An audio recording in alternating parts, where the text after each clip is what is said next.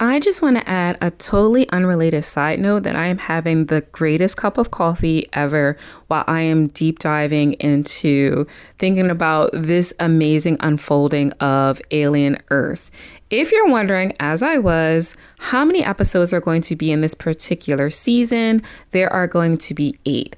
Even before it caps out, I'm hoping that they extend this to a season 2 because I love a good sci-fi thriller. Again, it has a little bit of gore. I'm not crazy about that part, but I'm willing to overlook it because this plot is getting deep. So let's go into the third major plot point that I wanted to point out, and that is Paradise Lost.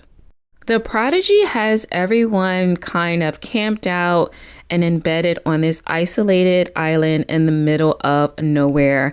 I'm going to name it Neverland since he is obviously obsessed with Peter Pan, Wendy, and all of the Lost Boys, and obviously he himself is Peter Pan.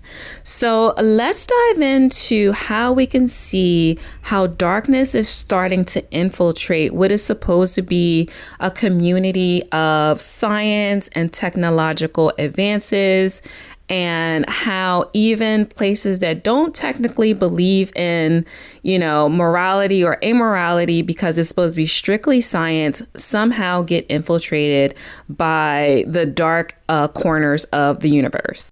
We'll start with how Singh is being blackmailed into somehow smuggling an alien egg or embryo off of the island, and now he's willing to sacrifice Wendy, Marcy's brother, to save his own family, who are now highly aware that he is alive. Let's also jump over to how the engineer and the psychologist are married. Whoa, did not see that coming. And they have a very brief conversation about something that I brought up a while ago in my first review, is that, are these really children?